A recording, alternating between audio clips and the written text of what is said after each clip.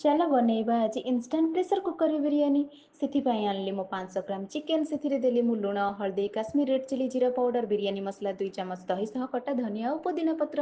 ସବୁକୁ କରିଦେଲି ମୁଁ ଏକତ୍ର। ଅଧଘଣ୍ଟା ତାକୁ ରଖିଲି ମ୍ୟାରିନେଟ୍ ପାଇଁ। ମୁଁ ଚାଲିଲି ବିରିୟାନୀ ପାଇଁ ମସଲା ପ୍ରସ୍ତୁତ କରି।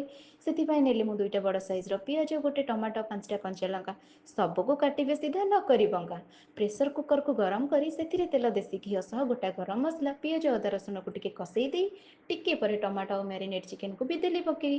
କଷେଇ କଷେଇ ତାକୁ କରିଦେଲି ନାଲି। ଆଲୋ ହେଇଲୋ, ଚିକେନ କଷା ଟିକେ କାଢ଼ିବାକୁ ମୁଁ ଯାଇଛି ଭୁଲି। ହଉ ଛାଡ଼, ଭୁଲି ତ ଯାଇଛି ଆଉ।